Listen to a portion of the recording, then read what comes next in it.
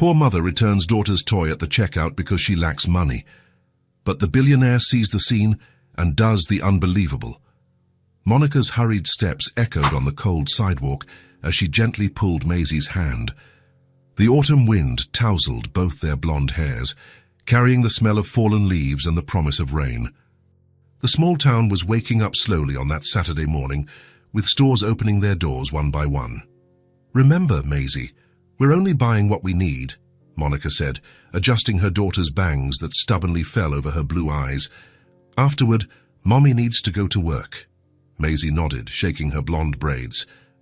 At only 6 years old, she already understood what only what we need meant. No extras, no surprises. The laundromat salary barely covered the rent and bills, leaving little for any luxury. The utility store was on the corner, with its faded facade and chipped letters on the sign. A bell chimed when they entered, announcing their presence in the cramped, dusty space. Disorganized shelves displayed everything from school supplies to small and cheap toys, along with cleaning products and household items.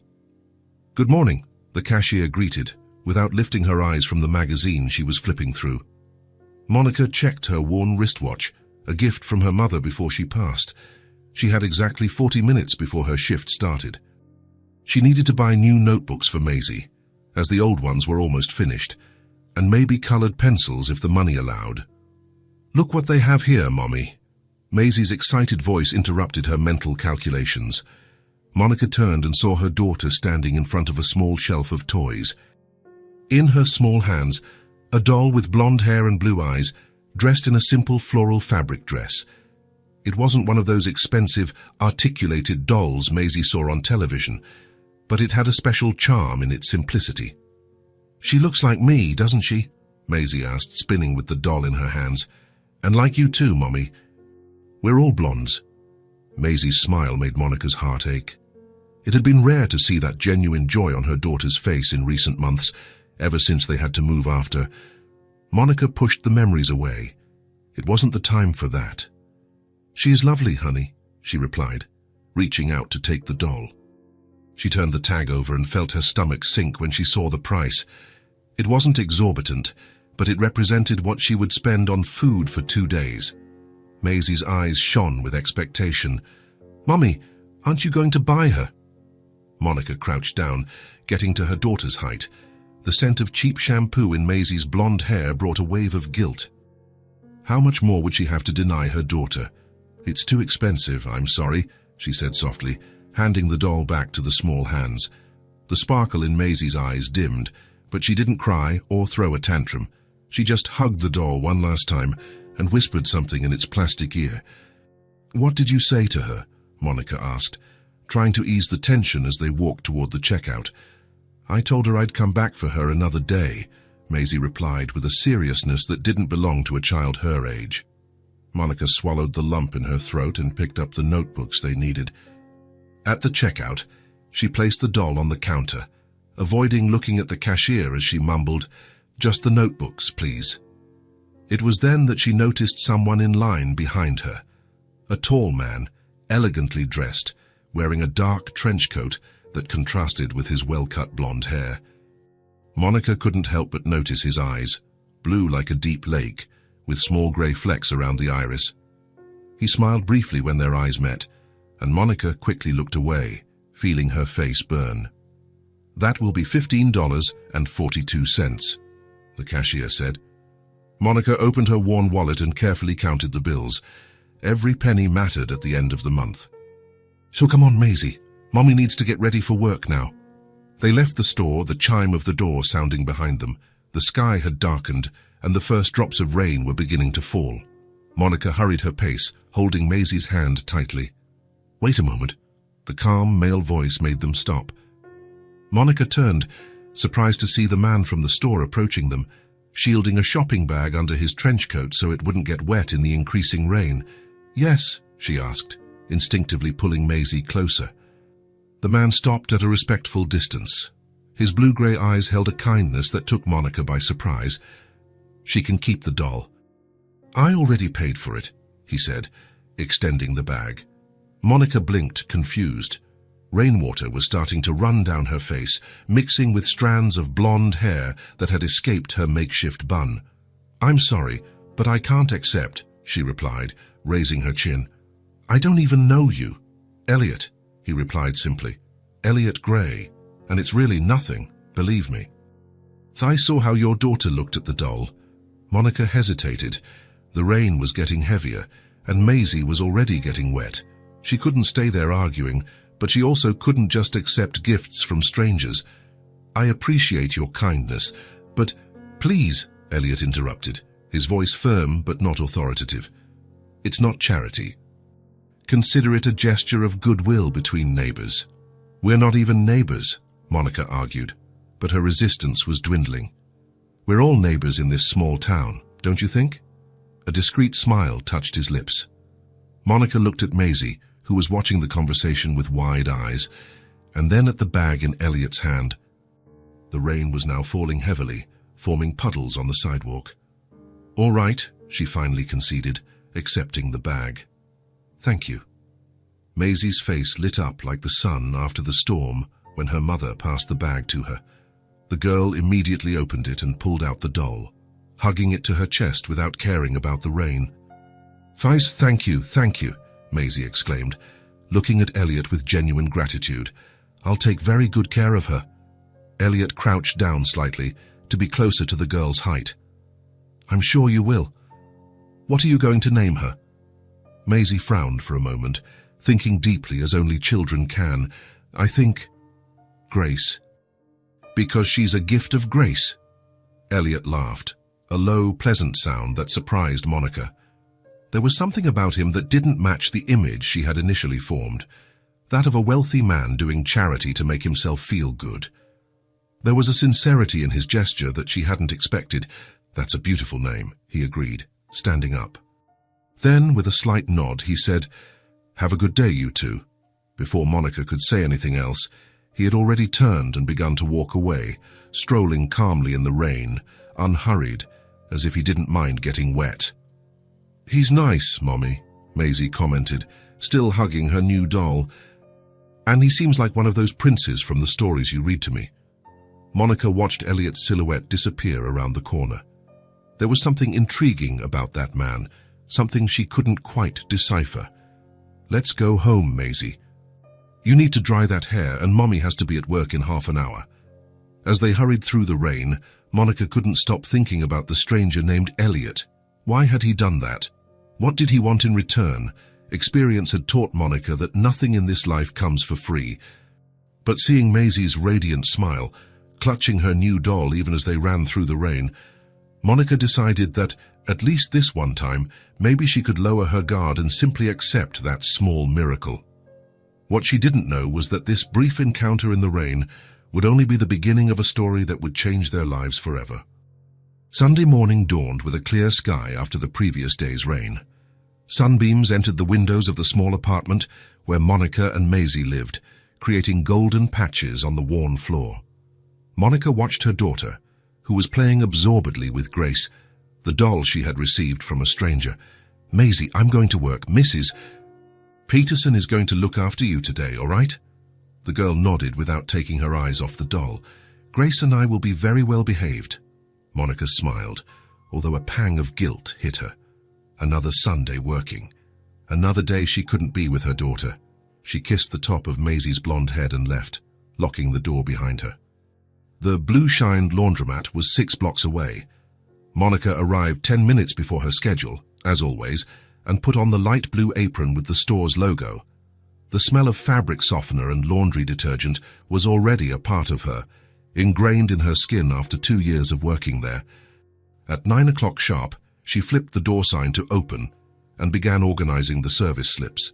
Sunday was usually a quieter day, which was a relief. Her body still ached from Friday's double shift. The door chime rang at 9:32. Monica knew because she had just checked the clock, calculating how long it was until her lunch break. She looked up from the counter and felt her heart skip a beat.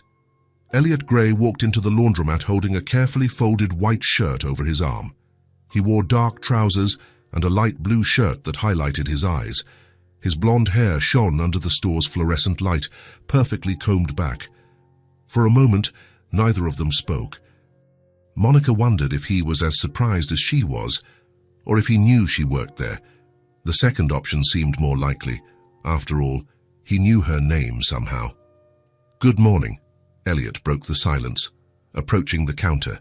His smile was reserved but genuine. What a pleasant coincidence. Monica doubted it was a coincidence, but simply returned the greeting. "Good morning, Mr. Gray. Just Elliot, please." He placed the shirt on the counter. "I really needed a good laundromat, and this one was recommended to me." "We're the only one in the area," Monica commented, allowing herself a small smile. She picked up the shirt and examined the tag. Pure silk, an expensive brand she only knew from magazines.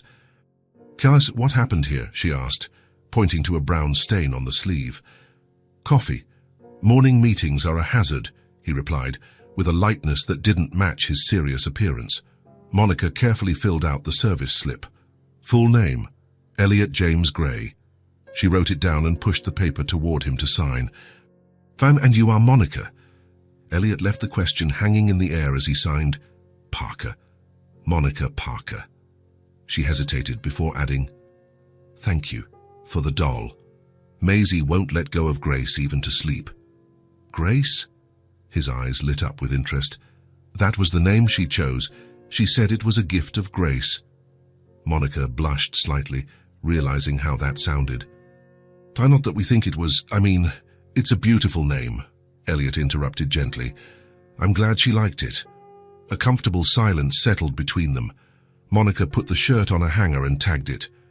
"It will be ready tomorrow afternoon," she informed, adopting her professional tone. "Any special treatment? Just the care you would deem appropriate for Silk." He made no move to leave, leaning lightly on the counter. "Have you worked here long?" The question was simple, but Monica felt there was something more to it. Normally, she would keep the answer brief. Customers rarely cared about her life. But there was something in Elliot's blue-grey eyes that invited her to talk. 2 years, since I moved here with Maisie." Elliot nodded, asking no further questions, but his attentive silence seemed to encourage her to continue. "It's not easy, you know." The words escaped before she could contain them. "I'm a single mother. The rent goes up every 6 months, and this job, well, it pays the bills, yes, but there's not much left over." Monica was surprised by her own candor. She wasn't one to share her problems, especially with customers, and even more so with a man she barely knew. "I have another job at night, cleaning offices downtown. I only get Wednesdays off in the afternoon, when Maisie has tutoring at the public school." She stopped abruptly, realizing she was talking too much. "I'm sorry. I shouldn't burden customers with my life." "Don't apologize," Elliot replied calmly. "I admire your dedication. It can't be easy juggling all that." What surprised Monica wasn't the words. She had heard similar phrases before, but the way he said them. There was none of the condescending tone that usually accompanied comments about her situation. No hint of pity in his eyes, just sincere respect. "I do what I need to do," she shrugged, trying to lessen the weight of her own words. "Maisie deserves the best I can give her. She's lucky to have you." Monica laughed softly, a sound she rarely made. "I think I'm the lucky one to have her. She keeps me going, you know. On the hardest days, when all I want to do is give up, I see that little smile and I keep going." The door chime rang again as an elderly lady walked in carrying a bag of laundry. Monica straightened up, returning to her professional posture. "Your shirt will be ready tomorrow after 3, she told Elliot, moving to attend to the new customer. Elliot took the receipt she held out. Their fingers touched briefly, a contact as light as a feather. "Well, thank you, Monica," he said, and something about the way he pronounced her name made her look him in the eye again. "Until tomorrow, then." He turned to leave, but stopped after 2 steps and looked over his shoulder. "You know, when I was a kid, my mother worked in a laundromat like this. Double shifts, sometimes triple. I know how exhausting it is." His eyes seemed to look into a distant past. "She also did the impossible for me." With those words, he nodded once to the elderly lady who was waiting and left the store, leaving Monica standing behind the counter, the service slip still in her hand and a thoughtful expression on her face. The lady cleared her throat to get her attention, bringing Monica back to reality. "Excuse me, Mrs. Collins. Let me help you with those clothes." As she worked mechanically, separating the clothes by color and fabric, Monica couldn't stop thinking about Elliot's revelation. She hadn't imagined that this elegant man, with his silk shirts and confident demeanor, could understand anything about her life. There were layers to him that she hadn't noticed at their first meeting. The washing machine spun at their steady rhythm, the familiar hum that lulled her days. But something had changed. A small shared truth, a glimpse of the person behind the facade. Monica caught herself looking at the door several times during the day, even though she knew he wouldn't be back until tomorrow. When the shift ended, it was already dark outside. Monica exchanged her apron for her worn coat and stepped out into the cold night, thinking about what she would prepare for Maisie's dinner with the few ingredients left in the fridge. She was tired, but strangely energized. Perhaps it was just the words of a kind stranger who had bought a doll for her daughter. Or perhaps, and this thought scared her a little, it was the beginning of something she couldn't yet name. Wednesday arrived with a gust of cold wind. The starry sky sparkled like diamonds scattered on dark blue fabric as Elliot walked along the main street of the small town. His dark trench coat protected him from the cold, while his thoughts wandered between spreadsheets, meetings, and, surprisingly, a certain laundromat. He hadn't planned to stop by there that night. His silk shirt had already been picked up the day before, attended to by a different employee. Still, his steps led him in that direction as if following an invisible map. The light of the Blue Shine laundromat was still on, even though the digital sign on the door indicated closed. Elliot slowed his pace, looking through the window. Inside, Monica was sweeping the floor while a small blonde figure, Maisie, he recognized, sat on a tall chair near the counter, swinging her legs and playing with a doll he immediately identified as Grace.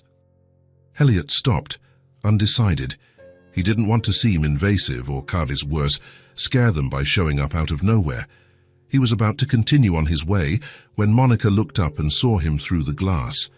Her blue eyes widened slightly in recognition. After a moment's hesitation, she waved discreetly. Encouraged, Elliot returned the gesture, and before he could decide what to do next, Monica headed to the door, unlocking it. "Good evening," she said, opening it just enough to speak with him. "Did you come to pick up another shirt?" There was a slight playful tone in her voice that caught him by surprise, a pleasant surprise. "Actually, I was just passing by," Elliot replied. Then, noticing Maisie peeking out curiously from the chair, he added, "Hello to you too, Maisie."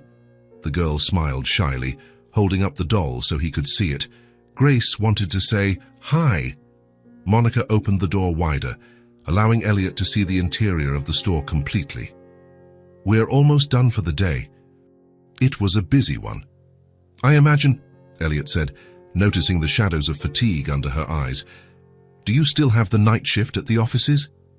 Monica looked surprised that he remembered that detail. "Not tonight. Wednesday is my only evening off." A comfortable silence settled between them. Outside, the wind blew harder, making the leaves dance on the sidewalks. The streetlights flickered, creating shadows that moved like gentle ghosts. "Have you had dinner?" The question came out before Elliot could think twice. Monica blinked, apparently caught off guard. "Not yet. We were going to stop by the mini-market before heading home." Elliot felt a sudden impulse. It wasn't typical of him to be so spontaneous, but something about this small family struck a forgotten chord within him. "I'd like to invite you both to dinner," he said, keeping his voice soft and respectful. "Nothing formal, just a simple place nearby. My way of saying thank you for the perfectly laundered shirt." A flash of hesitation crossed Monica's face. Elliot knew that look, the same one his mother had when someone offered help, pride mixed with caution. "You don't need to thank me. We were just doing our job," she responded, tucking a strand of blonde hair behind her ear.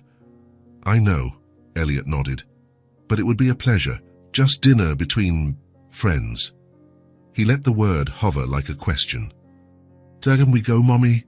Maisie's excited voice interrupted the moment. She had jumped off the chair and was now standing beside Monica, looking up expectantly. Grace is hungry too. Monica looked at her daughter, then at Elliot, and he could see the conflict in her eyes.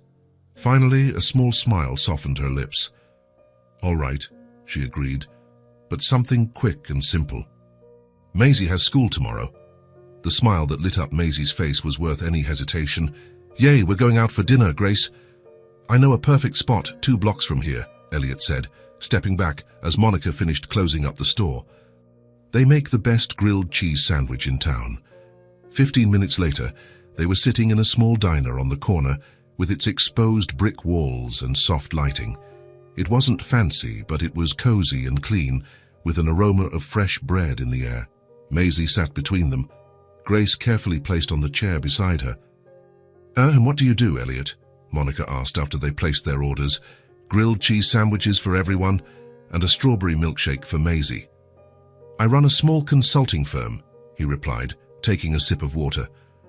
We help local businesses grow, improve processes, that sort of thing. That sounds stable, Monica commented, a slight blush coloring her cheeks as if she realized what she had just said. Elliot smiled.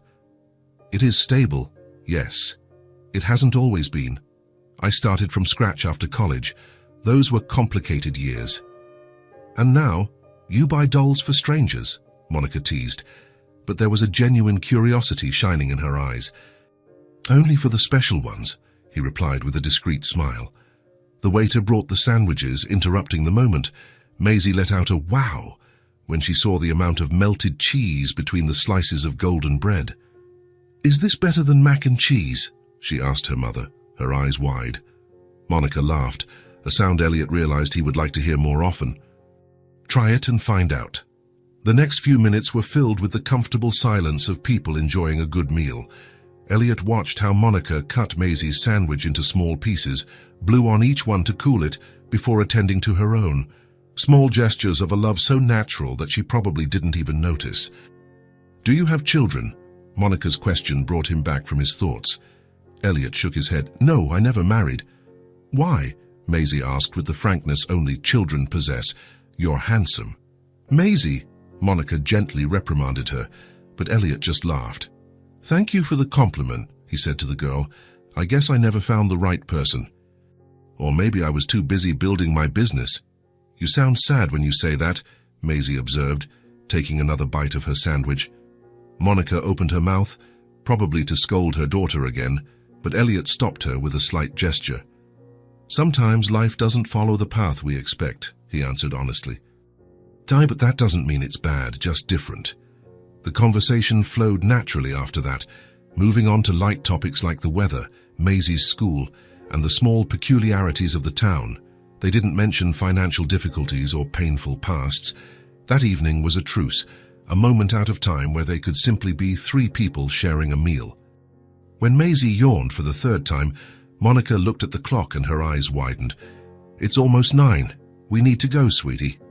Elliot immediately asked for the check, politely ignoring Monica when she tried to split the expense. They went out into the cold night together, and Elliot insisted on walking them home. We live just 6 blocks away, Monica said, but didn't protest further when he started walking beside her. Maisie, sleepy but still excited, held her mother's hand with Grace firmly tucked under her other arm. Occasionally, she looked up at Elliot and smiled, as if wanting to make sure he was still there. The walk to the small apartment building was quiet, filled with occasional comments about the stores they passed or the stars above them. When they arrived, Monica stopped at the entrance. Thank you for dinner, she said, her voice soft in the quiet night. It was pleasant. The pleasure was mine, Elliot replied. Then, with a small smile for Maisie, he added, I hope Grace enjoyed it too. She loved it, Maisie exclaimed, stifling another yawn. And so did I. Monica smiled at her daughter before returning her attention to Elliot. Good night, then. Good night, Monica. Good night, Maisie. Elliot waited until they entered the building before turning to leave. As he walked under the starry sky, he felt an unfamiliar warmth in his chest. A simple dinner, light conversations, genuine smiles, Small things that somehow seemed to fill a void he didn't even know existed. In his luxurious apartment on the other side of town, Elliot realized that, for the first time in a long time, he didn't feel alone with his thoughts. Friday arrived with a grey morning and a light drizzle that made everything a little quieter. Elliot looked out the window of his second-floor office in a modest building downtown. Outside, hurried people sheltered under colourful umbrellas, creating a moving mosaic. His phone rang, bringing him back to the reality of spreadsheets and business proposals. "Mr. Gray, your 10 o'clock meeting has been cancelled," his assistant informed him on the line. "Mr. Matthews had a family emergency." "Thank you, Clara. Reschedule it for next week," he replied, hanging up immediately afterward. Elliot leaned back in his leather chair, spinning slightly to look at the framed photograph on his desk. A woman with grey hair and blue eyes identical to his smiled at the camera. His mother, Catherine, who had passed away 3 years ago. The unexpected free time brought to mind a shirt he still hadn't picked up at the laundromat. He didn't urgently need it, but something prompted him to grab his coat and leave. The rain had intensified when he parked his car in front of the Blue Shine laundromat. The place was almost empty. Only an elderly lady waited in a chair near the door, while an employee organized packages of clothes. And there was Monica, behind the counter, her blonde hair pulled back in a messy bun. Even from afar, Elliot noticed the dark circles under her blue eyes and the slightly stooped posture of someone fighting fatigue. Still, she smiled politely at the customer she was serving. Elliot waited for the customer to leave before approaching. Monica saw him, and her face lit up with a recognition that warmed something inside him. "Good morning," she said, her professional tone slightly softened. "You've come to pick up the shirt, I imagine." "Good morning," he replied, watching how efficiently she moved through the small space. "Yes, although I'm in no hurry." Monica checked the slip and walked over to the rack of ready clothes. Elliot noticed a slight limp in her step. "Are you all right?" he asked, genuine concern in his voice. Monica looked surprised by the question. "Oh, yes, just a long shift last night at the offices. Lots of stairs." She returned with the perfectly folded and packaged shirt. "Here you go. We managed to get all the coffee stain out." Elliot took the package, but made no move to leave. Instead, he observed Monica carefully. The precise movements, the meticulous organization of the slips, the way she greeted each customer by name. "How is Maisie?" he asked while paying the bill. Monica's smile became more genuine. "Good. She won't stop talking about dinner the other night. Grace got a new dress made of scraps. She's creative." "Yes, very. I wish she could—" Monica stopped, biting her lip as if she had said too much. "That she had more opportunities," Elliot completed gently. Monica nodded, the fatigue momentarily replaced by something deeper. All mothers want the best for their children, don't they? Sometimes we just don't know how to give it to them. Elliot looked around the almost empty laundromat, then back at Monica. An idea that had been germinating in his mind since dinner took concrete form. "Monica," he began, his voice calm but determined, "I'd like to make you a proposal." She raised an eyebrow, confused. "What kind of proposal?" "A job offer." Elliot maintained eye contact, watching her reaction. "My administrative assistant is moving at the end of the month. I need someone to replace her." The surprise was evident on Monica's face. "Me? But I don't have experience with—" "You are dedicated. I want someone like you on the team," Elliot interrupted gently. "I've observed how you work, organized, attentive to detail, excellent with people. The rest can be learned." Monica looked at him suspiciously, her body tense. "Why?" It was a fair question, and Elliot appreciated her directness. "Because I recognize potential, and because—" He hesitated for a moment. "Because someone did the same for my mother when I was Maisie's age." The silence that followed was heavy with unspoken possibilities. Monica looked at her hands, then at the photo of Maisie she kept discreetly under the counter. "The salary would be better than here," Elliot continued. "Business hours, weekends off, health insurance included." The impact of those words was visible. Weekends off, health insurance, things that were basic for many, but which for Monica represented a life change. "What about Maisie?" she asked, her voice almost a whisper. "I have no one to leave her with after school. The office has a small break room. She can stay there doing homework until you finish. Clara, my current assistant, sometimes brought her daughter." Monica took a deep breath, her eyes revealing a whirlwind of thoughts. Elliot could see the conflict, the opportunity for a better life against the fear of the unknown, gratitude battling pride. "You don't have to answer now," he said, sensing she needed space. "Think about it."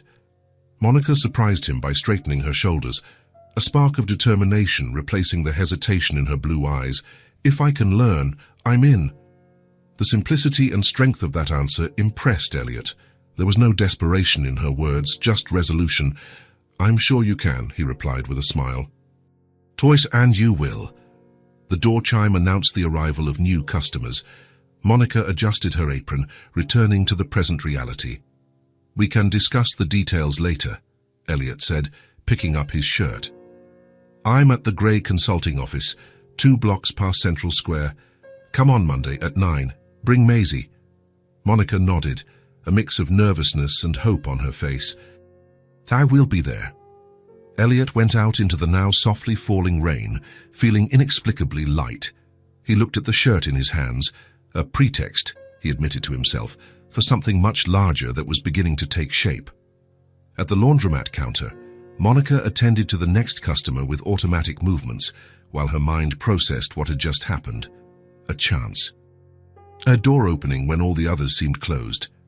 "If I can learn, I'm in," she repeated to herself like a mantra, and for the first time in a long time, she allowed herself to feel something dangerously close to hope.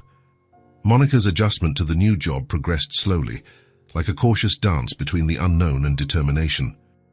Every morning, she arrived at the Grey Consulting office holding Maisie's small hand, both their blonde hairs neatly combed despite the rush. The reception area, with its neutral-toned walls and modern furniture, still felt like a world apart from the reality they knew. Clara, the assistant who would soon move to another city, showed Monica the tricks of the trade, with an almost maternal patience. "The system seems complicated at first," she explained, pointing to the computer screen, "but after a week, you'll be doing it in your sleep." Monica nodded, concentrating on every word, her blue eyes fixed on the screen while her fingers, still clumsy on the keyboard, slowly typed information. The transition from the laundromat to the office was harder than she had imagined. It wasn't just learning new systems, but adapting to a new world with its unwritten rules and silent expectations. "Don't worry so much," Clara often said when she noticed the tension in Monica's shoulders. "Elliot is demanding, but he's also fair. He doesn't expect immediate perfection." Meanwhile, Maisie spent her days sitting on a grey rug in the corner of the reception, trying to distract herself with the few resources she had. Monica had brought home some paper used on one side and a pencil so small it barely balanced between the girl's delicate fingers. During the first few hours, Maisie drew with concentration, creating imaginary worlds with simple strokes. But as the day progressed, boredom set in on her little face, and she began to fidget restlessly, sighing occasionally. On the third day, Elliot came out of his office for a quick coffee break when he noticed Maisie sitting on the floor, scribbling on an already worn sheet of paper. The drawing showed 3 stick figures, 1 larger and 2 smaller, under what appeared to be the sun. Her pencil was so reduced that she had to hold it with her fingertips. He stopped, watching the scene for a moment. Something in that image stirred a dormant memory. Himself at 6 years old, sitting in the corner of the kitchen in the mansion where his mother worked as a maid, trying to stay quiet and invisible with his few broken-colored pencils. "Are you drawing your family?" he asked, approaching cautiously so as not to startle her. Maisie looked up, surprised by the sudden attention. Her face blushed slightly as she shook her head. "No, it's you, me, and Mommy," she replied with an honesty that only children possess. "At the park." Elliot felt something tighten in his chest. It wasn't discomfort, but an emotion he couldn't fully name. He nodded seriously, as if analyzing a valuable work of art. "That's a very beautiful drawing," he said. "But I think your pencil is at its end, isn't it?" Maisie shrugged. a resigned gesture that seemed out of place in someone so young. "I can still use it," she murmured, returning to scratch the paper with effort. Elliot looked at Monica, who was typing intently, trying to master the filing system. He could see the determination in every line of her face, the same determination he now recognized in her daughter. Without another word, he continued on his way to the coffee maker, his mind already formulating a plan. The next morning, Elliot arrived at the office even before Clara. He placed a package on her desk and organized some documents while waiting. When he heard the sound of the front door, he looked up to see Monica and Maisie entering, both their noses and cheeks slightly pink from the morning cold. "Good morning," he greeted, standing up. "I hope you slept well." "Good morning, Mr. Gray," Monica replied formally, still not used to calling him by his first name during work hours. "Yes, thank you." "Hi," Maisie said shyly, partially hiding behind her mother while hugging Grace, her inseparable blonde doll. Clara arrived shortly after, bringing the aroma of fresh coffee in her thermal cup. "Good mornings, everyone. Monica, today we're going to start with the billing system. It's simpler than it looks, I promise." While Monica prepared for another day of learning, Elliot picked up the purple backpack he had left on his desk. It was new, with durable fabric and reinforced zippers. He approached Maisie, who was now sitting in the same spot as always, pulling out her tiny pencil and paper from her coat pocket. "Maisie," he called softly. "I brought something that might make your days here a little more interesting." The girl looked at him with curiosity, her large blue eyes identical to her mother's. Monica also watched the scene, momentarily stopping her note-taking. Elliot crouched down to the child's height and placed the purple backpack between them. "I thought you might want a few things to keep you entertained while you wait for your mum to work." Maisie quickly looked at Monica, seeking permission. With a small nod, Monica encouraged her. "Is for me?" the girl asked, her voice almost inaudible. "Only if you want it," Elliot replied with a calm smile. "If you don't like it, we can exchange it for something else." Shyly, Maisie placed Grace sitting beside her and approached the backpack. Elliot opened the zipper and began to take out the items. First, a hardcover notebook decorated with silver stars that sparkled when hit by the light. Then, a box of 24 different colored pencils, each one perfectly sharpened. A set of 3 books. One of activities with puzzles and mazes, another with pictures to color, and a third with short stories and many illustrations. Finally, a purple fabric pencil case matching the backpack, containing an eraser, sharpener, round-tipped scissors, glue stick, and some colored pens. With each new item that emerged from the backpack, Maisie's eyes widened more, as if she were witnessing a magic trick. When Elliot finished, she remained still, contemplating the little treasure before her. "Didn't you like it?" he asked, a slight frown revealing his concern. The question seemed to wake Maisie from her enchantment. Slowly, she reached out for the notebook, taking it with an almost reverent care. She opened it delicately, as if the pages might fall apart at the touch. "The pages are so smooth," she murmured, running her fingers over the blank paper. "And they don't have crooked lines or stains." Monica watched the scene, an indescribable emotion gripping her throat. For many children, new school supplies were a common occurrence, something expected at the beginning of every school year. For Maisie, it was almost a miracle. "Your name is here," Elliot said, pointing to the first page of the notebook where Maisie Parker was written in elegant handwriting. The girl traced the letters with her index finger, a smile slowly illuminating her face. "Can I use it now?" "Of course," Elliot replied, standing up. "In fact, Clara and I prepared an extra surprise." He gestured toward a corner of the reception that had previously been empty. There, where there was only the grey rug before, now existed a light wood children's table with 2 colorful chairs. On the table, a small pencil holder and a star-shaped desk lamp completed the space. "We thought it would be more comfortable than the floor," Elliot explained. "And the other chair is for Grace, of course." Only then did Monica notice the transformation of the space, Between learning her new duties and the anxiety of not making mistakes, she hadn't realized when or how that little corner had been prepared. A wave of gratitude so intense hit her that it almost left her breathless. Maisie wasted no time. With a rarely seen enthusiasm, she gathered all her new treasures and ran to the table, carefully placing Grace in one of the chairs before sitting in the other.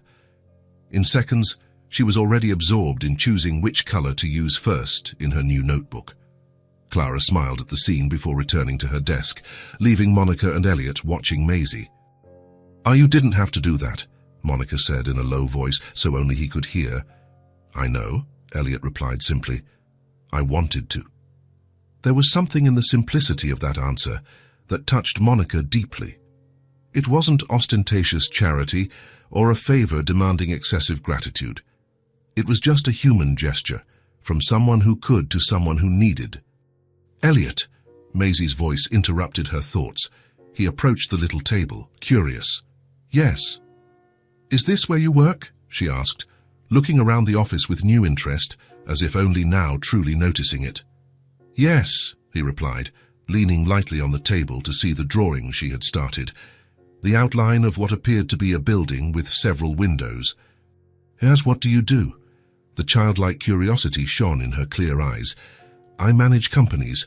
I deal with numbers, contracts," Elliot explained, making vague gestures with his hands, trying to translate complex concepts into terms a 6-year-old could understand. Maisie wrinkled her nose adorably and laughed, a crystalline sound that contrasted with the generally formal atmosphere of the office. "Ah, those grown-up things," Elliot smiled, a genuine smile that softened the serious lines of his face. "Yeah, those boring grown-up things." "It can't be that boring if you like it," Maisie replied with surprising wisdom. "Mummy says every job is lighter when you do it with love." "Your mother is a very wise woman," Elliot agreed, briefly glancing at Monica. From her place at the reception desk, Monica watched the interaction between her daughter and her new boss with an emotion she couldn't fully contain. There was a naturalness to it that surprised her. Elliot, with his normally formal and reserved demeanor, talked to Maisie without condescension, as if she were a complete person, worthy of attention and respect. An unexpected tear blurred her vision. Monica blinked quickly, trying to hold it back, but it was useless. The emotion spilled over silently as she witnessed something she didn't even know she wanted so much, seeing her daughter treated with the dignity every human being deserves, regardless of age or circumstance. Clara, noticing her state, discreetly approached with a tissue. "He has that effect on people," she whispered with a sympathetic smile. "He seems distant at first, but when you least expect it—" Monica accepted the tissue with a grateful nod, quickly drying her eyes. "It's just that—" she started, but couldn't finish. "I know," Clara replied, lightly squeezing her shoulder before returning to work. The hours passed quickly that morning. Monica continued absorbing information about the filing system and telephone answering, while Maisie was happy in her corner. Occasionally, the girl would come over to show a drawing or ask for help understanding an activity in the puzzle book, but most of the time she remained absorbed in her little world of colors and paper. During lunch, Monica and Maisie sat on a bench outside the building, sharing simple sandwiches Monica had prepared that morning. Autumn painted the nearby trees in shades of red and gold, and a gentle breeze swayed the blonde hair of both. "Did you like the gifts Mr. Gray brought?" Monica asked, helping Maisie open her juice box. The girl nodded enthusiastically. "He's nice, Mommy. Do you know what I liked the most?" "What?" "He wrote my name all correctly, Maisie Parker, like I was an important person." Monica felt her heart clench. "You are important, honey. Very important." "I know," Maisie replied simply, "but it's nice when other people know too." That afternoon passed quietly. Monica continued to absorb information about the filing system and phone answering, while Maisie explored her new notebook and books. At 5 o'clock, Clara said goodbye, reminding them that tomorrow would be her last day before moving. As Monica organized her desk to leave, Elliot came out of his office carrying a larger navy blue backpack and a brown paper bag. His face held an expression Monica still couldn't quite decipher, a mixture of satisfaction and nervousness, perhaps. "I'm glad you didn't leave," he said, placing the backpack on the reception counter. "I have one more thing for you." Monica felt a slight discomfort. No matter how kind he was, she didn't want Elliot to think she expected gifts from him. "Elliot, you've already done too much with the supplies for Maisie. We really don't need—" "I secured a spot for Maisie at a school nearby," he interrupted her, his voice calm but decisive. The silence that followed was dense, almost palpable. Monica looked at the blue backpack, then at Elliot, then at Maisie, who was watching the conversation with increasing curiosity. "How?" she finally managed to ask. "Westfield Elementary School. It's 3 blocks from here," Elliot explained. "I've known the principal for a few years. When I mentioned Maisie's situation, she said she could start on Monday." Monica felt her legs weaken and leaned on the counter. Westfield Elementary School was known for its excellent education, modern facilities, and, most importantly, for being private and expensive, something she could never afford with her old salary and, honestly, not even with her current one. "Inside the backpack are the uniform and necessary materials," Elliot continued, opening the zipper to show the contents. A carefully folded blue and white uniform rested on notebooks, textbooks, and a complete box of school supplies. Maisie approached cautiously, her eyes shining with excitement. "Is it a real school, Mummy? Like in the books?" The innocent question was what finally broke Monica's composure. Silent tears streamed down her face as she crouched down to her daughter's height. "Yes, my love, a real school, with other students, teachers, and a playground to play in." Maisie let out a squeal of joy and ran to examine the backpack, touching the uniform fabric as if it was something precious. "Can I try it on?" "At home, honey," Monica replied, slowly getting up to face Elliot.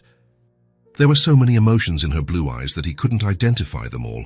Gratitude, surprise, a little embarrassment perhaps, and something deeper, more complex. "It's all I ever wanted for her," Monica said, her voice choked with contained emotion. "But I don't know if I can accept. It must be very expensive. And I just started here. I don't even know if I'll be able to stay after the trial period." "Consider it part of your new job's benefits package," Elliot replied with a small smile. "The company has a scholarship program for employees, children. Clara would have been entitled to the same for her daughter, but since they moved—" It was a half-truth, and they both knew it. There was no such program. Elliot had arranged everything personally, but he was offering Monica a way to accept without hurting her pride, a gesture she recognized and silently appreciated. "Can I really go, Mommy?" Maisie's hopeful voice broke the moment. She had already taken the uniform jacket out of the backpack and was holding it against her chest like a treasure. Monica looked at her daughter, small, bright, full of potential that the world had until then ignored, and realized she had no choice. Or rather, she had an obvious choice to make. "You can, my love. You start on Monday." Maisie's joy exploded into jumping and squeals as she ran to hug her mother first, then, surprisingly, Elliot, catching him off guard. He hesitated for a moment, visibly uncomfortable with the sudden contact, before awkwardly returning the hug, gently patting the girl's back. "Thank you, thank you, thank you," Maisie sang, returning to explore her new backpack further. Monica watched her daughter, then looked at Elliot. Words seemed inadequate to express what she felt, so she simply said, "Thank you."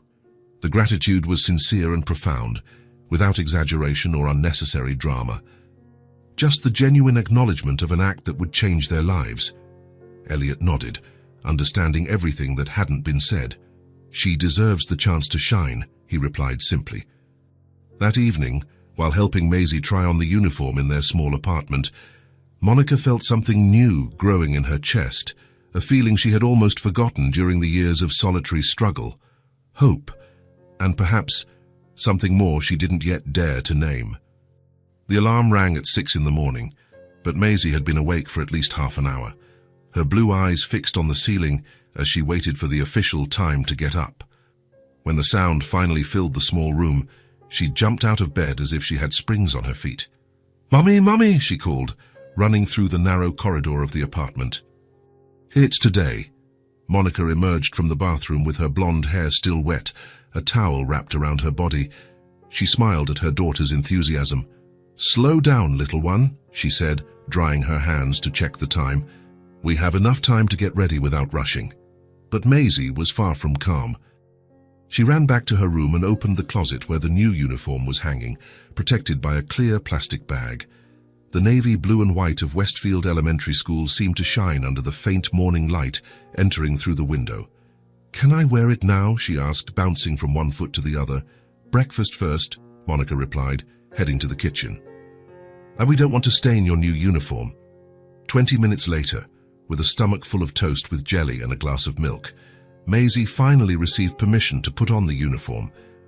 With almost reverent care, she took each piece out of the plastic bag: the navy blue pleated skirt, the white button-down shirt, the sweater with the school emblem on the chest, the white knee socks, and the shiny black shoes that completed the set. Monica helped her with the shirt buttons, watching as her daughter transformed before her eyes. It wasn't just the uniform, but the posture, the sparkle in her eyes, the newfound dignity. "You look beautiful," Monica said, her voice slightly choked. Maisie spun in front of the mirror, admiring her reflection with wide eyes. "I look like a real student." "You are a real student," Monica gently corrected. "Now, let's comb that hair." Sitting on the edge of the bed, Maisie remained exceptionally quiet as her mother ran the brush through her silky blonde strands. Normally restless during this ritual, today she seemed to understand the importance of the occasion. "I want 2 braids, like you do on special days," she requested. Monica smiled, dividing her daughter's hair in the middle. Special days deserve special hairstyles. With skillful fingers, she braided the blonde hair into 2 perfectly symmetrical braids, securing them with blue ribbons that matched the uniform. When she finished, Maisie looked like she had stepped out of a school catalogue. "Can Grace come with me?" the girl asked, looking at the doll watching everything from the shelf. "I think it's better if she stays here today," Monica replied. "You'll have many new things to pay attention to. Grace can wait for you at home." Maisie agreed, albeit reluctantly, and went to say goodbye to the doll. Monica took the opportunity to finish getting ready, double-checking that she had all the necessary documents for the first day. At 7:40 they left the apartment. The walk to the school would normally take 20 minutes, but Monica wanted to arrive early. Maisie walked beside her, the new navy blue backpack on her back looking almost too big for her small body. "Will I learn to read today?" Maisie asked, holding her mother's hand tightly as they crossed a street. "Reading takes time, honey," Monica explained, "but today you'll start learning the letters, and soon you'll be reading whole storybooks." Maisie's face shone at the prospect. "Oh, I'll read to you and Elliot," Monica smiled, noting how his name already sounded natural on her daughter's lips. 3 weeks ago, it was just the 2 of them against the world. Now, Elliot had become a constant presence in their conversations, their plans, their thoughts. Westfield Elementary School appeared around the corner, a 2-story red brick building, with large windows and a playground surrounded by trees. The main gate was open, with a sign that read, "Welcome to the new school year." Maisie suddenly stopped, squeezing Monica's hand tighter. For the first time that morning, a shadow of apprehension crossed her face. "Jai, what if they don't like me?" she whispered. Monica crouched down, getting to her daughter's eye level. "They will adore you, my love, and if anyone doesn't like you, that's their problem. You are wonderful, exactly as you are." Maisie took a deep breath and nodded, regaining some of her confidence. Together they crossed the school gate. The playground was full of children in identical uniforms, some running, others talking in small groups. Parents said goodbye with kisses and hugs, some taking photos to record the moment. Monica and Maisie headed to the main office as instructed. The principal, Mrs. Bennett, a middle-aged woman with grey hair and a warm smile, came personally to greet them. "You must be Maisie," she said, extending her hand to the girl. "We are very happy to have you with us." Maisie shook the offered hand with an adult seriousness that made Monica smile. "Thank you for accepting her mid-semester," Monica said, handing over the documents. "Any friend of Elliot Gray is welcome here," the principal replied with a knowing smile. "Toy's been a great supporter of the school for years." Before Monica could process that information, Mrs. Bennett turned to Maisie. "Shall we go meet your teacher and your new classmates?" Maisie looked at her mother, a mix of excitement and fear in her clear eyes. Monica crouched down for a final hug. "Have a wonderful day, my love. I'll be here at 3 to pick you up. Promise?" Maisie whispered in her ear. "I promise," Monica replied, holding her daughter's face between her hands. "You're going to have so many things to tell me." With a final wave, Maisie followed the principal down the corridor decorated with student artwork. Monica remained still, watching her small figure walk away until she disappeared into a classroom. It was only when she turned to leave that Monica saw him. Elliot was standing under a tree across the street, partially hidden by the shade of the branches. He wore his usual suit and held a cup of coffee, as if he were just passing by on his way to work.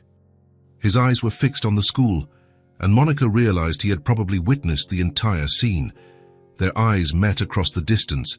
Elliot seemed momentarily embarrassed to have been noticed, but then simply raised his cup in a silent toast. Monica smiled and nodded lightly before continuing on her way to work. The day passed slowly for Monica. Between learning new duties in the office and helping Clara with the final loose ends before her departure, she checked the clock dozens of times. Elliot appeared around noon, but neither of them mentioned the morning encounter. There was a silent understanding between them, a newfound complicity. At 2:45 deuce, Monica was already at the school gate, joining other parents waiting for the final bell. When the loud sound finally echoed, children began pouring out in noisy groups. And then there she was.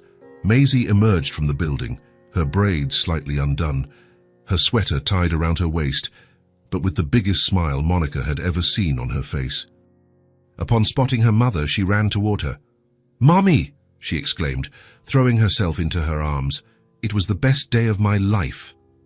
On the way home, Maisie talked non-stop, the words gushing out like a cascade of enthusiasm.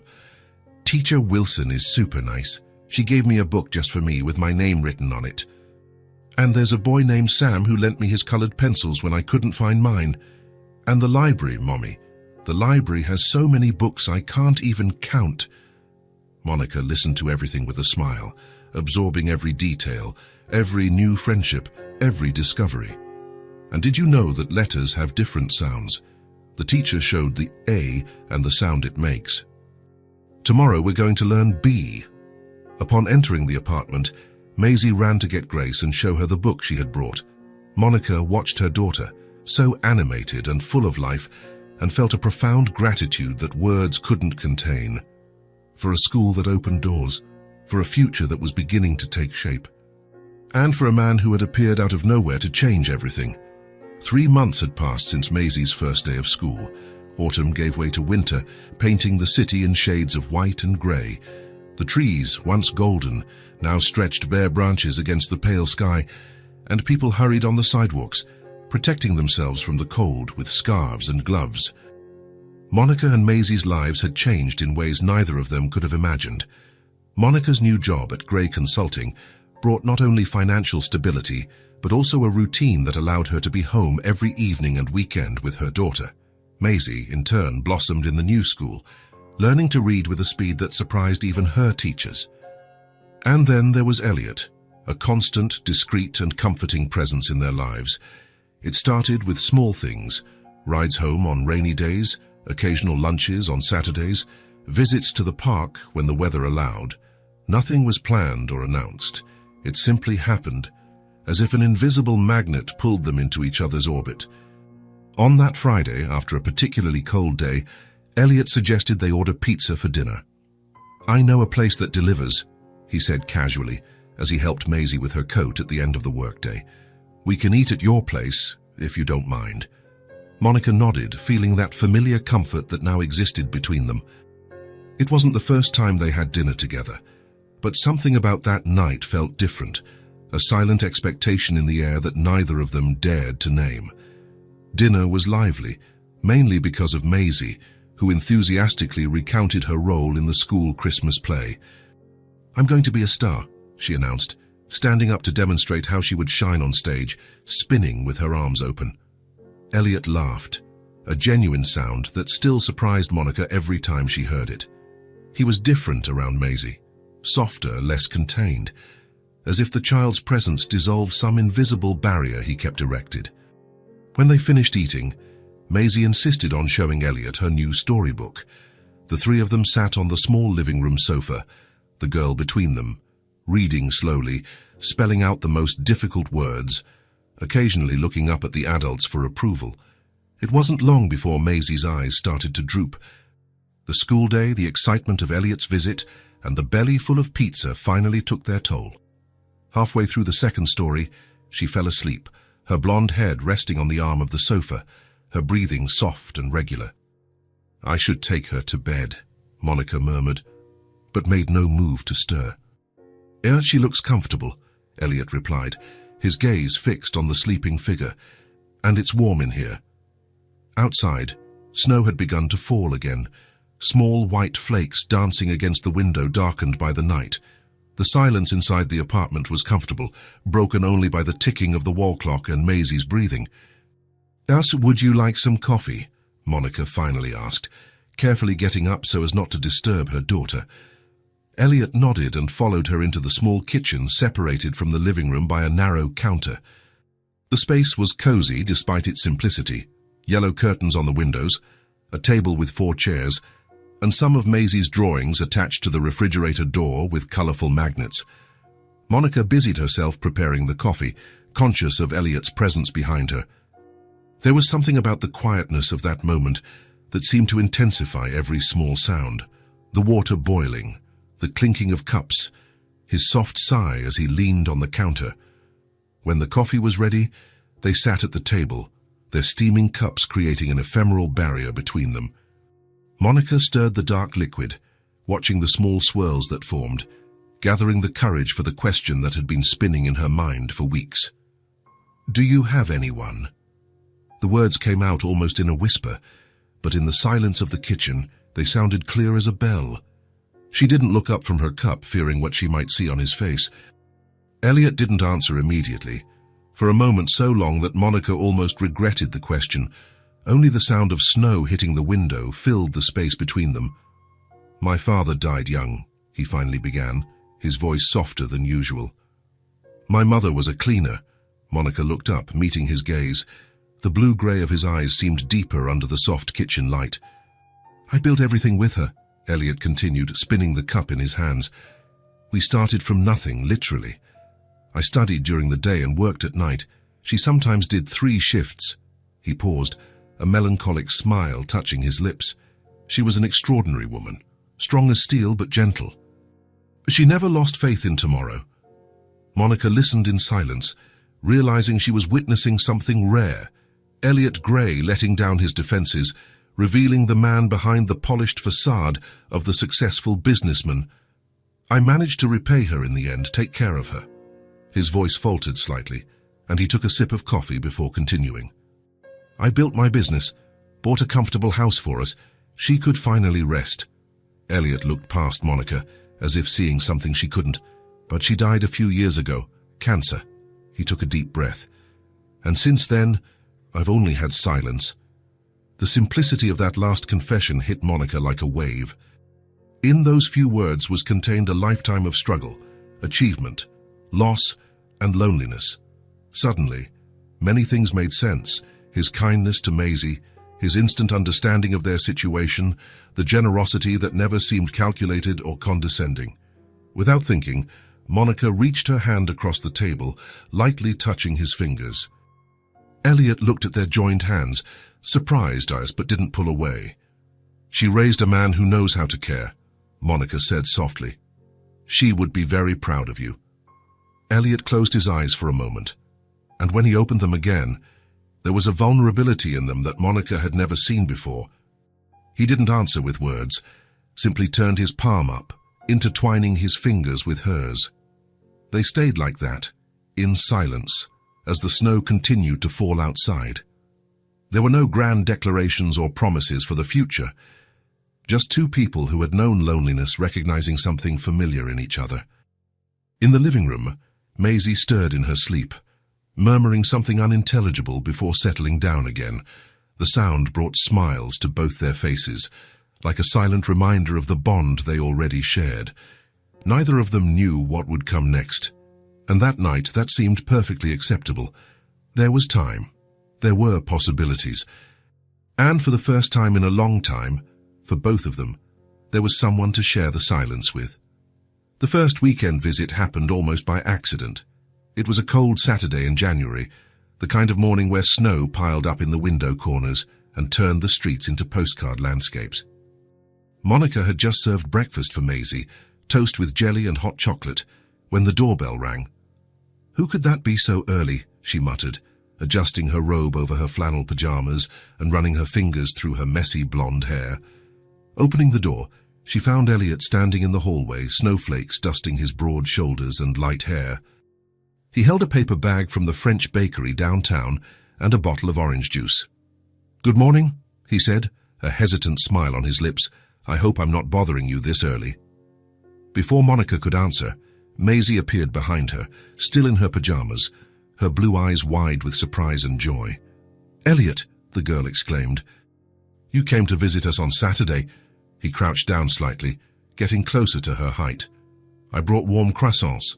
I thought maybe we could have breakfast together." "We weren't expecting you," Monica said, conscious of her disheveled appearance and the modest state of the apartment, which she hadn't had time to tidy properly. "I know," he replied with a casual shrug. "It was a last-minute idea. If it's a bad time—" "It's not," Maisie interrupted, taking his hand and pulling him inside. "I was already missing you since yesterday." Monica couldn't help but smile at her daughter's enthusiasm. "Well, I guess the decision has been made. Come in, but please ignore the mess." That first spontaneous Saturday morning was the beginning of a new chapter. Without realizing it, a routine began to form. Sometimes, Elliot would show up with carefully selected children's books. On other occasions, he brought ingredients for them to prepare lunch or dinner together. There were days when he arrived empty-handed, offering only his presence, which Monica was beginning to realize was the most valuable gift of all. By mid-February, with winter still holding tight, but the days starting to lengthen, the three of them developed an almost intuitive synchronicity.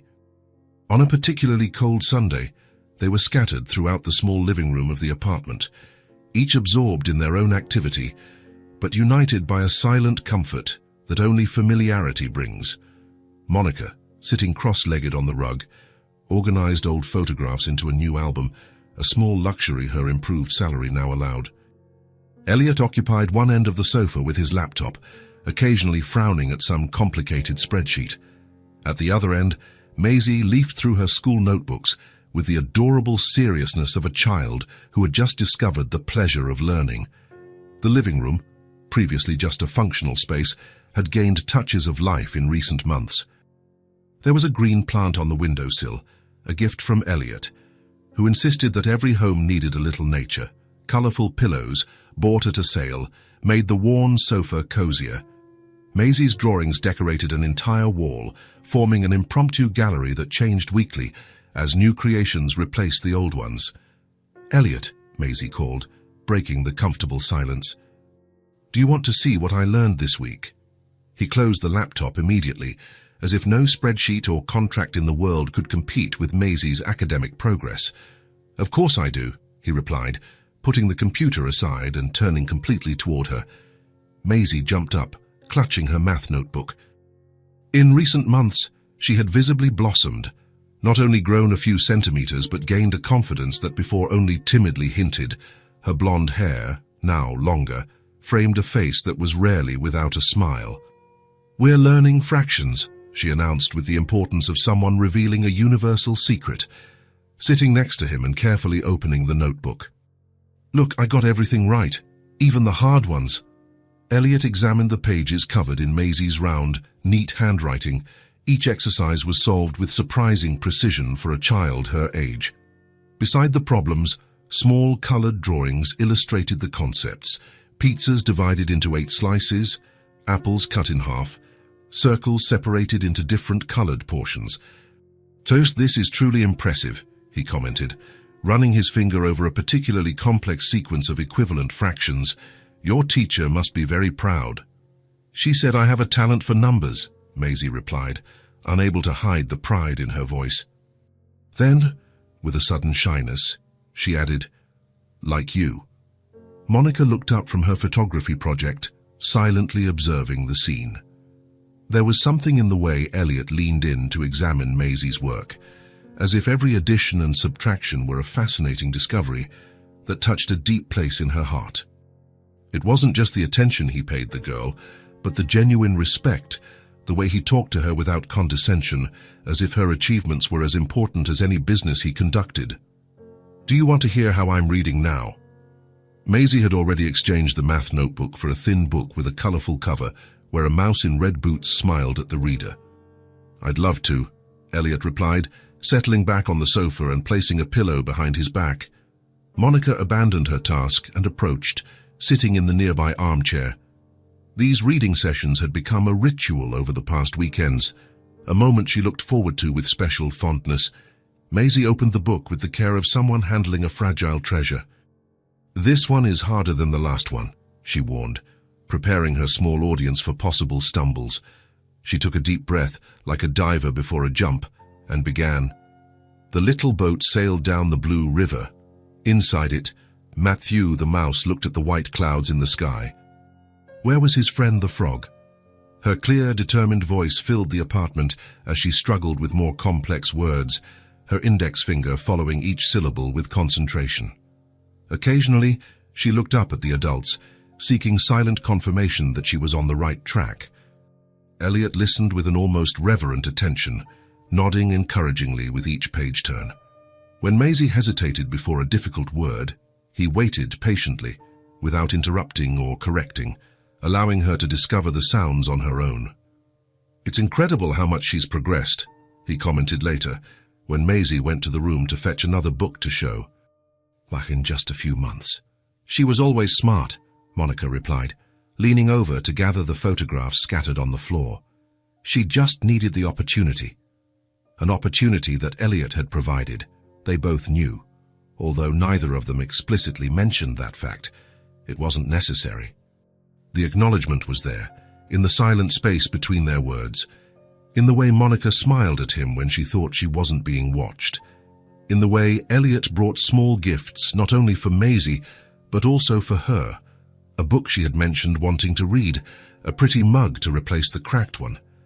In the small but functional kitchen, Monica moved with a new confidence. In the first dinners she prepared for Elliot, she limited herself to simple dishes, pasta with homemade sauce, fresh salads, basic soups. But over time, and with a salary that finally allowed some extras at the supermarket, she began to experiment.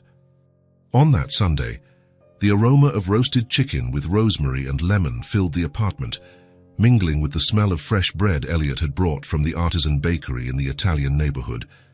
The table was set with the dinnerware set Monica had found at a liquidation sale. They didn't match perfectly, but they had delicate blue floral patterns on the edges that made her think of spring days. "Do you need help with anything?" Elliot asked, appearing in the kitchen doorway as she checked the roast in the oven. Monica smiled, pointing to a bowl of cubed potatoes. "Can you finish seasoning them with olive oil and rosemary, and then sprinkle some of that grated cheese?"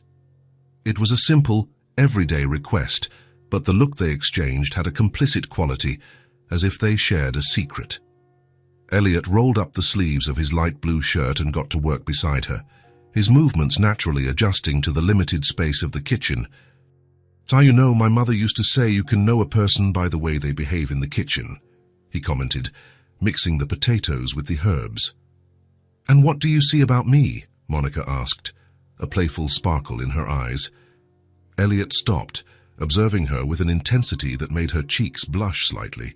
"I see someone who turns little into a lot," he finally replied.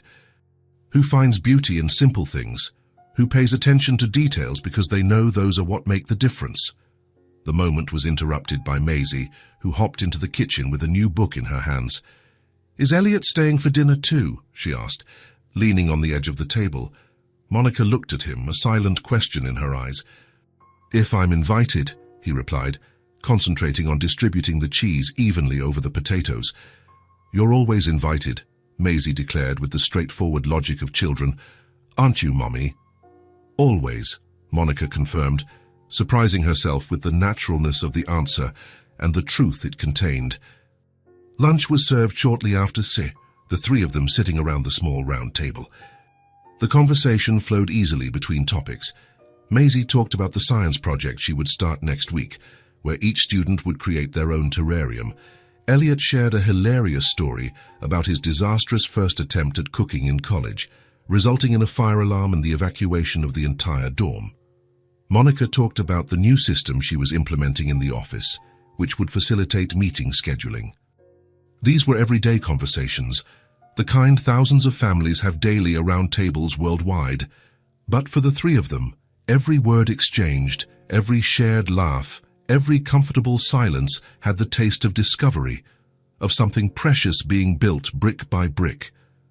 After the meal, while Monica washed the dishes and Elliot dried, Maisie settled on the living room rug, spreading books and notebooks around her, meticulously planning what she would show her teacher the following week. "Are you two dating?" The question came suddenly as the two adults returned to the living room with cups of coffee. Monica almost choked on her own breath, feeling her face heat up instantly. Elliot stopped halfway, the cup suspended in the air. "Why do you ask that?" Monica managed to say finally, cautiously sitting on the edge of the sofa. Maisie shrugged, as if the answer were perfectly obvious. "Because you look at each other the same way Emily's parents look at each other. And she told me her parents are dating, even though they've been married for a long time." Elliot placed his cup on the coffee table and sat in the armchair, visibly searching for the right words. "Maisie," he began, his tone carefully balanced between serious and gentle. "Your mother and I, we really enjoy each other's company." "And yours," Monica quickly added, reaching for her daughter's hand for a light squeeze. "Yes, and yours very much," Elliot agreed with a warm smile. "But adult relationships are complicated." "Why?" Maisie insisted, her blue eyes moving from one to the other with genuine curiosity. Monica took a deep breath, trying to find an explanation suitable for a 6-year-old. "Because adults have a lot to consider before naming things." Maisie frowned in concentration, processing that answer. Then her face lit up with understanding. "Oh. Is it like when Teacher Wilson says we don't need to label things before we properly understand them?" Elliot couldn't contain a laugh. "Exactly like that," he agreed, exchanging a look of relief and amusement with Monica. "Your teacher is very wise." The topic was dropped as quickly as it arose, with Maisie returning her attention to a drawing she was making. But something had changed in the air, a truth that now hovered between them, recognized even if not named. As February gave way to March, and the first timid signs of spring began to appear in the trees on the avenue, Elliot's presence on weekends became increasingly constant. There was no longer a need for formal invitations or advance warnings. He simply showed up on Saturday morning, sometimes with coffee and fresh pastries, other times just with the newspaper under his arm and an idea for the day. Activities varied with the weather and mood. On sunny days, they walked in the park, Maisie running ahead to feed the ducks in the lake or pick wildflowers, while the two adults followed at their own pace, their hands occasionally touching, retreating, finding each other again. On rainy afternoons, they stayed in the apartment, playing board games that Elliot started bringing. Every home needs a decent game collection, he insisted, watching old movies, or simply reading their own books, comfortable enough in each other's presence, not to need to fill the silence. On one of those quiet afternoons, while Maisie dozed on the sofa, exhausted after a morning of intense play in the park, Monica found Elliot on the small balcony of the apartment, watching the light rain fall on the street trees. "Is she asleep?" he asked, turning to face her.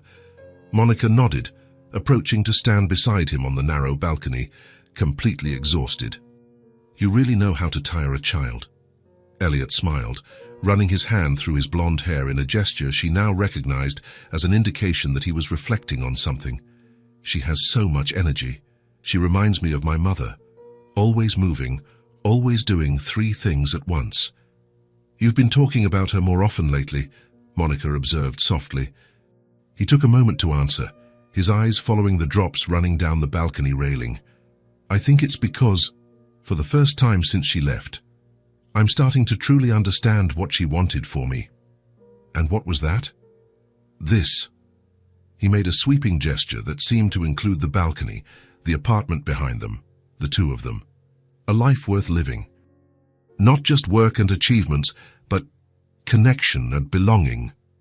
Monica felt something warm in her chest, spreading in gentle waves. Without elaborating, she reached out and took his hand, intertwining her fingers with his. Elliot looked at their joined hands, then at her and smiled. One of those rare, full smiles that completely transformed his usually serious face. "Do you know what I like most about weekends here?" he asked. "What?" "The smell." Monica laughed softly, intrigued. "The smell?" "Yes." He inhaled deeply, as if to demonstrate. "Your apartment always smells like life. Fresh food, new books, colored pencils, sometimes that soft perfume you wear when we go out. It's as if every corner is impregnated with things that really matter." Monica had never considered this, but she immediately understood what he meant. Her small apartment, which before seemed only a functional place to sleep between exhausting work shifts, now pulsed with a different energy. There were Maisie's drawings on the walls, books in piles on the coffee table, plants Elliot had brought to life on the windowsills, and most importantly, there was laughter stored in the corners, absorbing conversations recorded on the walls, shared moments of quiet woven into the very air. "I thank you for being a part of it," she said simply, resting her head on his shoulder. Elliot didn't answer with words. He simply put his arm around her shoulders and leaned his head to rest against hers. Together, they watched the rain gradually subside, the comfort of the shared silence enveloping them like a protective cocoon. In the living room, Maisie stirred in her sleep, murmuring something unintelligible before falling back into a deep slumber. The sound brought identical smiles to both their faces, a small moment of silent complicity. There was no rush. There was no need for definitions or elaborate plans. Day after day, weekend after weekend, the bond between them strengthened, woven with moments like this, quiet, simple, perfect in their simplicity. Outside, the rain stopped completely, and a stubborn ray of sun found its way through the dispersing clouds, casting a pale rainbow against the still grey sky, a new beginning without fanfare or grand promises, just the silent certainty of better days ahead. The Sunday sun streamed through the windows in golden beams, illuminating the dancing dust in the air. It wasn't a special day, no celebrations, no events marked on the calendar, just an ordinary Sunday in mid-May, the kind that passes without fanfare, but that holds in its simplicity all the beauty of ordinary life. In the small living room of the apartment, Maisie was lying face down on the rug, her legs swinging in the air as she concentrated on coloring a drawing she had created. Her blonde hair, tied in a loose braid, fell over one shoulder, and her tongue slightly peeked out from the corner of her mouth, an infallible sign of her absolute concentration. "This is you, Mommy," she explained without looking up, pointing to a figure in a blue dress. "This is Elliot, and this is me in the middle." A few steps away, sitting at the table, Monica organized notes for an important presentation on Monday. Wearing newly acquired reading glasses, she wrote in her careful handwriting, occasionally consulting the laptop open beside her. Her blonde hair was tied in a makeshift bun, with some loose strands framing her concentrated face. From the kitchen connected to the living room came the rhythmic sound of a knife cutting something on the board. Elliot, with his shirt sleeves rolled up to his elbows, prepared a fruit salad. Strawberries, apples, grapes, and bananas transformed into precise pieces under his skilled hands. There was a lightness in his movements, a familiarity with the space that only comes with time and belonging. None of them spoke. There was no need. The silence was comfortable, filled only by the scratching of Maisie's pencils, Monica's page-turning, and Elliot's soft cutting. Monica looked up from her notes, observing the scene before her. An unexpected wave of emotion hit her, not sadness or fear, but that kind of profound happiness that almost hurts. Her life had been marked by departures. The father she never knew, the mother who left too soon, the ex-husband who disappeared when Maisie was still a baby, friends who drifted away when times got tough. And then came Elliot, without grand promises, without dramatic declarations, just constant, reliable, true presence. Elliot looked up, as if sensing her thoughts. His blue-grey eyes met hers across the small distance, separating the kitchen from the living room. "Life taught me that a lot of people leave," Monica said softly, her voice slightly choked with contained emotion. "But you stayed." Elliot smiled, that smile that illuminated his usually serious face. He said nothing. He didn't need to. He simply nodded lightly and went back to cutting the fruit, now with a different sparkle in his eyes. Maisie continued coloring, oblivious to the moment between the adults, humming softly a song she had learned at school. The ordinary Sunday followed its tranquil course. He didn't save, he stayed. And staying, truly staying, changes everything. If this story touched your heart, subscribe to the channel and turn on notifications so you don't miss the next ones. Leave a like, because it helps this story get recommended to more people. See you in the next story.